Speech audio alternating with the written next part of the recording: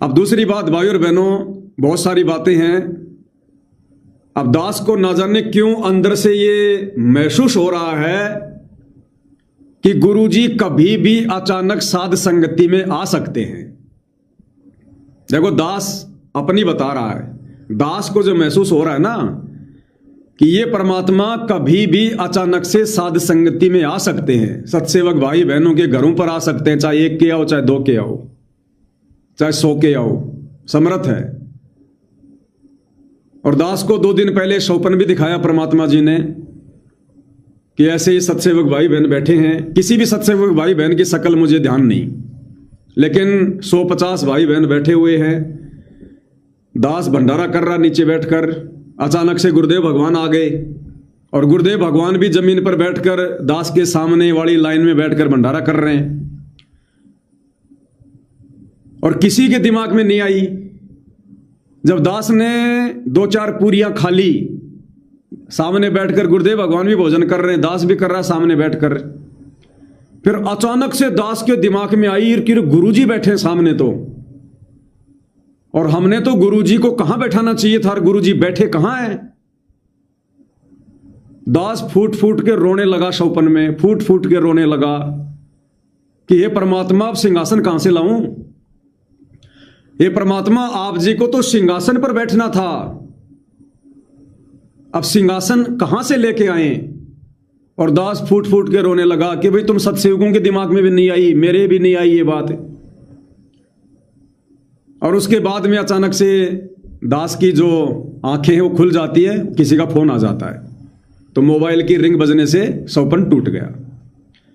तो परमात्मा ने ये महसूस करवाया। और भी बहुत सारे भगत भाई बहन हैं, उनको भी परमात्मा जी प्रेरणा कर रहे हैं जबरदस्त कि बच्चों, मेरे को तो बिल्कुल मानुष से भी नीचे की कैटेगरी में आश्रम वालों ने मान के रखा हुआ है, या कोई गुरु को परमात्मा वाला काम नहीं है।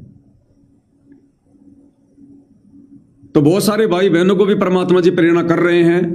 दास को भी ये प्रबल प्रेरणा हो रही है कि भाई अगर अचानक से गुरुदेव भगवान साध संगति में आ गए, और आना है परमात्मा ने, दूसरा तो कोई है ही नहीं सिस्टम।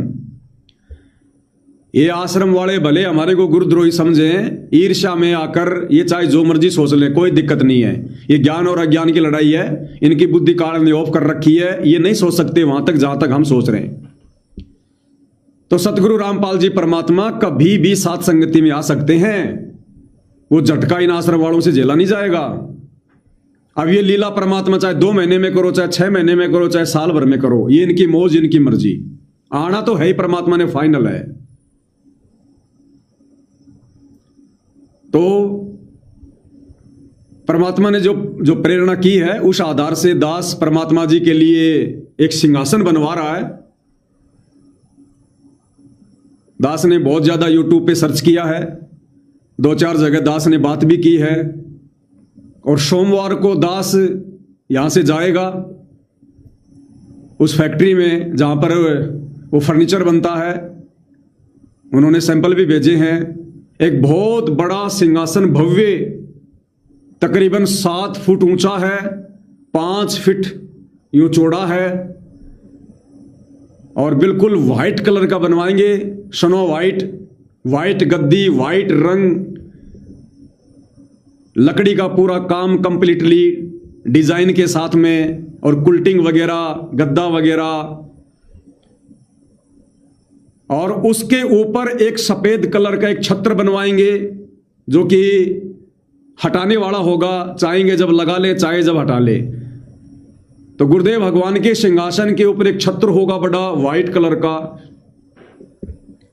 ये तकरीबन 3 से 4 क्विंटल वजन का होगा टोटल, छत्र और सिंहासन बड़ा। जिस सिंहासन पर गुरुदेव भगवान खड़े होकर आशीर्वाद भी दे दे तो भी ऊपर छत्र के उनका हाथ ना अड़े। इस प्रकार से परमेश्वर के लिए एक भव्य सिंहासन बनवा रहे हैं। ये तकरीबन 2 महीने का समय लगेगा उसको बनने में, बात हुई है कंप्लीटली 2 महीने का समय लगेगा। तो दास सोमवार को जाके फाइनल करके आएगा, अगले 2 महीने में परमात्मा जी का सिंहासन बन के आ जाएगा, और लाकर हम रख लेंगे। ना जाने परमात्मा अचानक से कब आ जाए, क्या सेऊ सम्मन नेकी ने सोचा था कि परमात्मा जी हमारे घर पर आएंगे? लेकिन आज तो कलयुग की पिछली पीढ़ी है, परमात्मा ने ज्ञान आधार से बिल्कुल क्लियर कर दिया है। उस कुएं में परमात्मा कब तक बैठे रहेंगे? उस खुली जेल में परमात्मा कब तक बैठे रहेंगे? आना ही है परमपिता परमेश्वर जी ने एक ना एक दिन। वो तीसरा झटका यही तो होगा, वो तीसरा झटका यही तो होगा जब परमात्मा साथ संगत में आके सिंहासन पर विराजमान होंगे। परमेश्वर अपनी उन आत्माओं से मिलेंगे, उन भक्तों का भगवान से मिलन होगा जो वास्तव में सतलोक के लिए तैयार हो गए हैं। दुनिया देखेगी, संगत देखेगी, उस समय इन लोगों से सहन नहीं हो पाएगा, आश्रम वालों से, गुरु जी के परिवार से, कि ये क्या हो गया। तो वो तीसरा झटका होगा वो, और वो परमात्मा कब देंगे ये तो उनका अपना काम है।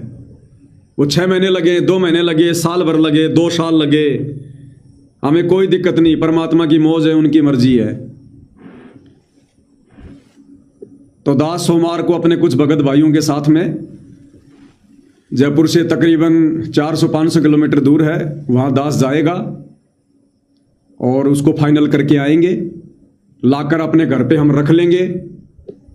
जब तक गुरुदेव भगवान नहीं आते हैं तब तक हम घर पर सिंहासन पर गुरुदेव भगवान की प्रतिमा रखकर उनकी पूजा करेंगे।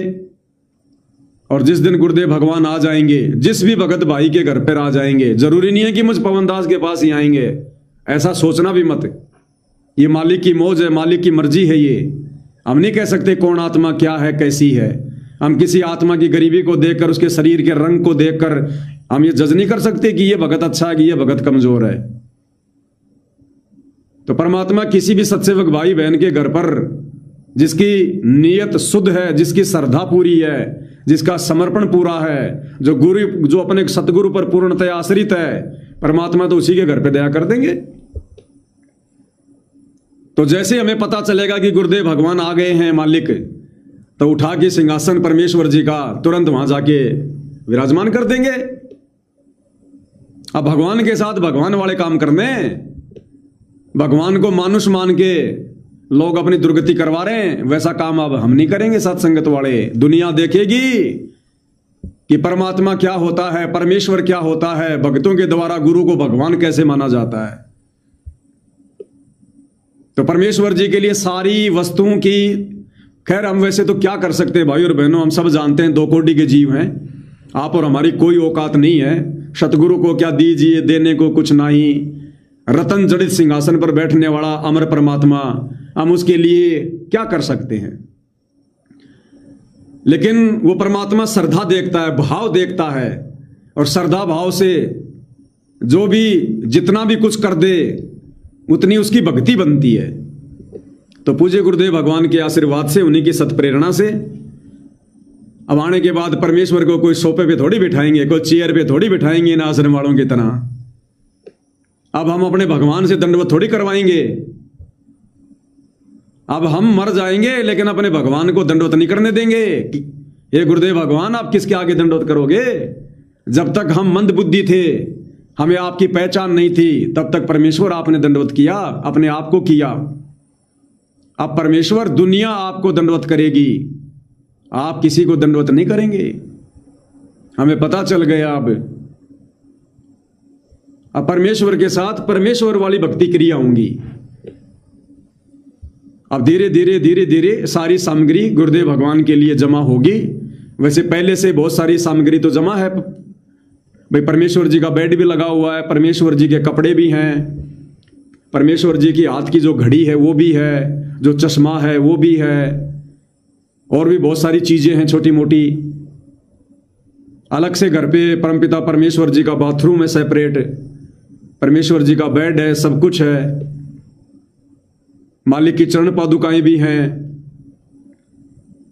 सिंहासन, अब ये सिंहासन परमपिता परमेश्वर जी का अगले 2 महीने में कोशिश करेंगे, उससे जल्दी अगर वो बनाकर दे देंगे तो परमेश्वर जी का सिंहासन भव्य, लगभग 7 फुट ऊंचा, 5 फीट चौड़ा और भव्य डिजाइन में।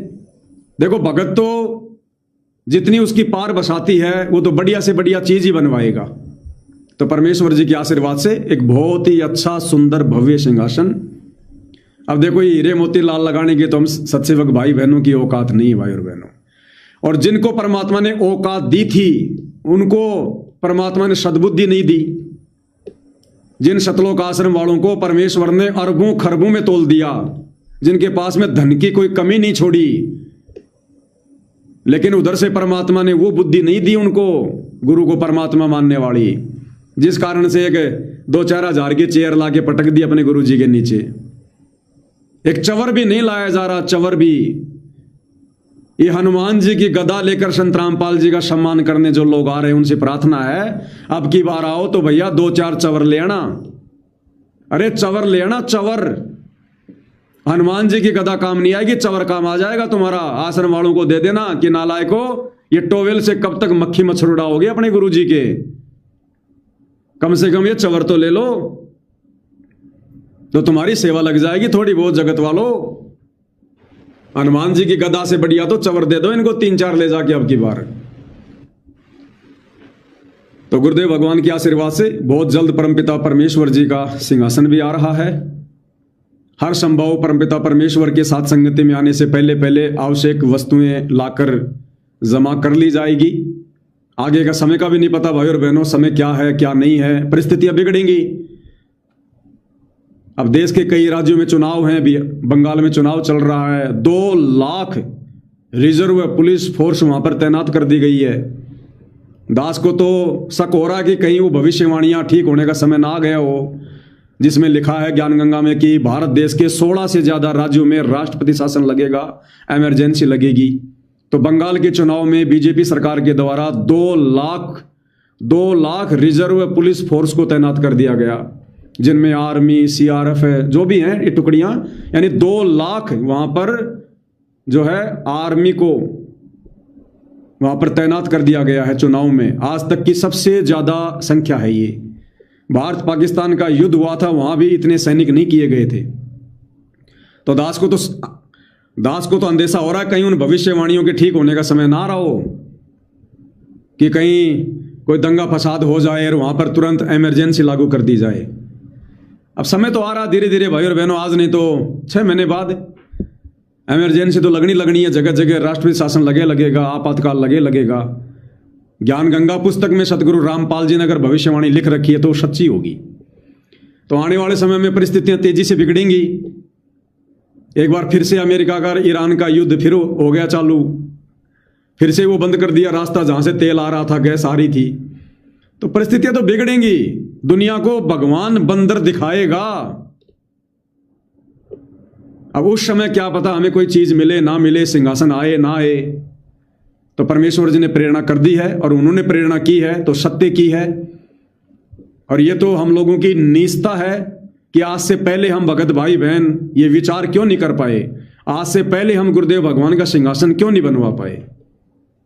तो इसके लिए तो हम सभी भाई बहन कान पकड़ के पूज्य गुरुदेव भगवान से माफी मांगते हैं और परमेश्वर जी से अर्ज करते हैं कि परमात्मा हम नादानों को सद्बुद्धि दो मालिक, हम 2 कोटि के जीव जड़ बुद्धि प्राणी हैं, ये परमेश्वर अपनी दया बना के रखो। तो सोमवार को दास जाएगा, सोमवार को हम लाइव नहीं आ पाएंगे। सोमवार को दास इसी सेवा में जाएगा और एक भव्य सिंहासन परमपिता परमेश्वर जी के लिए, एक ऐसा सिंहासन जो आज तक शंकराचार्यों को भी नसीब नहीं हुआ होगा। शंकराचार्य भी ऐसे भव्य सिंहासन पर नहीं बैठे होंगे।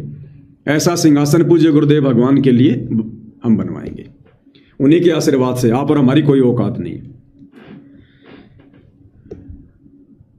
सुंदर मुकुट, अब मुकुट तो भगत जी परमेश्वर जी का बनेगा, मुकुट भी बनेगा परमात्मा जी का, ऐसी बात नहीं है। सारी चीजें बनेंगी। सवेत छत्र सिर मुकुट विराजे, देखत ना उस चेहरे नु। तो परमात्मा तो वही है ना। तो भगत जी मुकुट भी बनेगा परमात्मा का। अब वो मुकुट जो है परमपिता परमेश्वर जी के शीश का थोड़ा नाप वाप लेकर, अब हमें कौन नाप लेने देगा भगत जी। अभी धनन आश्रम में चले गए तो हमारी तो वो कब्र बना देंगे। तो परमात्मा वो भी दया करेंगे, ठीक का समय आएगा तो भगत जी मुकुट भी बनेगा परमपिता परमेश्वर जी का। श्वेत मुकुट बनवाएंगे परमेश्वर का, श्वेती छत्र बनवाएंगे, श्वेती परमात्मा जी का सिंहासन बनेगा और परमात्मा जी भी विराजमान होंगे। सारे काम होंगे धीरे धीरे परमपिता परमेश्वर के आशीर्वाद से। और जब ठीक का समय आता है तो सभी भाई बहनों को प्रेरणा होने लग जाती है। ये जो सिंहासन की जो प्रेरणा है ये दास से पहले बहुत सारे भाई बहनों को होने लग गई थी, लेकिन वो थोड़ा बताने में थोड़ा संकोच कर रहे थे कि भाई कहीं ये गलत प्रेरणा ना हो। तो प्रेरणा बिल्कुल सही है। आगरा से हमारी बीना बहन है, हमारे मुकेश भगत जी हैं दौसा से, अपने जो कजोड़ भगत जी हैं, इन सभी आत्माओं को परमात्मा कई दिनों से प्रेरणा कर रहे हैं सिंहासन की। तो भाई और बहनों, बाद में परिस्थितियां बिगड़ जाएं, कहीं आना जाना बंद हो जाए, इससे पहले पहले परमात्मा जी के लिए सिंहासन बनकर तैयार हो जाए। और जब भी परमपिता परमेश्वर अपने बच्चों को आशीर्वाद देने के लिए, चाहे परमात्मा स्वयं आए, हम नीचों पर दया करें, या फिर हमें परमपिता परमेश्वर जी बुलाएं, बात एक ही है। अगर गुरुदेव भगवान आने की दया करेंगे तो भी सिंहासन तैयार रहेगा। अगर गुरुदेव हम नीचों को बुलाएंगे तो भी परमेश्वर जी का सिंहासन साथ साथ जाएगा, और वहां जाते ही परमेश्वर जी को सिंहासन पर विराजमान करेंगे, चाहे आश्रम हो चाहे जो मर्जी हो। तो भाई और बहनों, आज की साथ संगति में केवल इतना ही।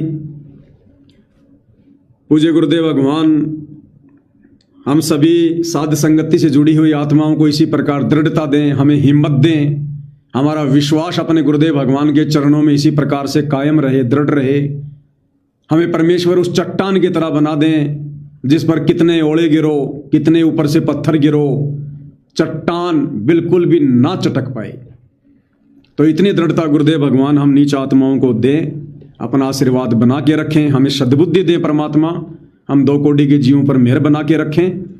तो भाई और बहनों, आज की सतगुरु महिमा में केवल इतना ही। हालांकि आए थे आज विशेष संदेश नंबर 33 के भाग नंबर 2 पर, लेकिन उसका तो नंबर ही नहीं पड़ा, तो उसके ऊपर हम कल परमपिता परमेश्वर जी के आशीर्वाद से सतगुरु महिमा करेंगे। तो आज की साथ संगति में केवल इतना ही। गुरुदेव भगवान हम सबको आज्ञा दें, आशीर्वाद दें, सद्बुद्धि दें, हमारा मार्गदर्शन करें, भ्रम ने भटकने से बचाएं। बंदी छोड़ सतगुरु रामपाल जी परमेश्वर जी की जय हो।